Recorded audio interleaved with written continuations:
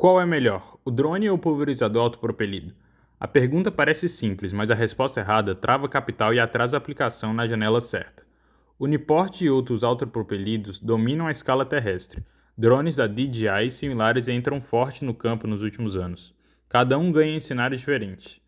Neste vídeo você compara custo, produtividade, amassamento, terreno e operação. E no final você vai decidir o que faz sentido para sua fazenda. Comece pelo que realmente muda o jogo: a capacidade de cauda. Um uniporte típico da linha Jacto trabalha com 2.000 a 4.500 litros de tanque e barras de cerca de 24 a 36 metros.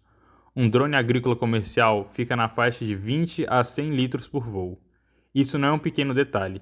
Significa menos paradas e mais hectares por hora no autopropelido em área contínua e plana. No drone, o rendimento depende do ciclo, baterias extras, carregador, gerador e ponto de abastecimento. Sem logística, o tanque pequeno vira um grande gargalo. O investimento inicial também pesa. Um drone completo, com kit de baterias e suporte de energia, costuma entrar na casa dos R$ 100.000 para cima, conforme o modelo.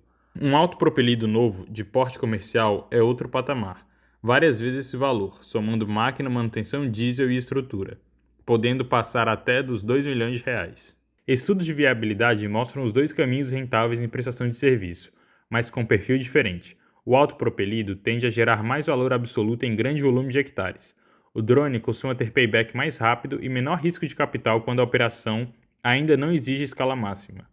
A pergunta certa não é qual é a mais barata no anúncio, é quantos hectares por dia você precisa fechar e em que condição de talhão. Agora o ponto que o produtor sente no bolso e no maquinário: amassamento e compactação. O autopropelido, mesmo com barra longa, bitola ajustável e vão livre alto, ainda trafega sobre a lavoura. Em soja e milho, em estágios críticos, há perda por piso e por contato com a planta. Estimativas de campo ligam isso a sacas por hectare. Dependendo da cultura e do estágio do manejo, esses custos podem ultrapassar a centenas de milhares de reais. O drone não rola sobre o stand. Em pós-chuva, solo mole, encosta e talhão, onde trator ou uniporte afunda ou não sobe, o drone vira uma ferramenta estratégica. Em área plana, seca, extensa e com bom tráfego, o uniporte fecha hectares na janela climática com velocidade que o drone sozinho dificilmente iguala.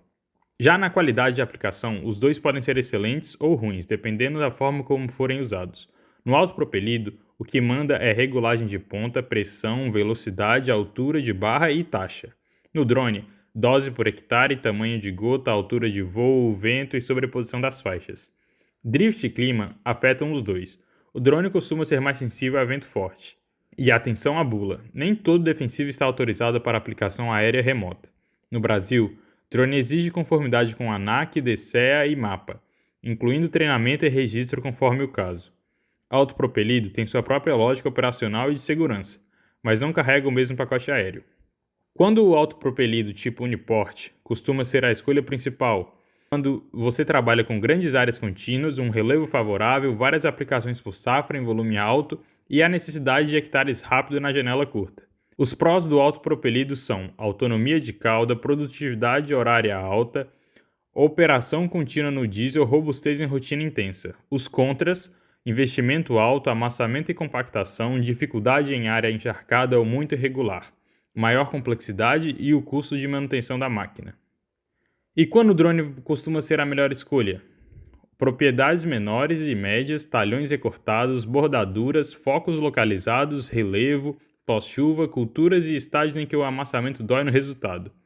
Ou um prestador de serviço que precisa de mobilidade entre fazendas. Os prós dos drones são: zero trânsito na lavoura, acesso a terreno difícil, entrada de capital menor que um uniporte novo, flexibilidade. Já os contras: a própria autonomia e o tanque são limitados, a dependência de baterias e energia, o clima, a curva de aprendizado dos pilotos e a depreciação, que costuma ser um ponto extremamente negativo nesse caso, e a conformidade legal.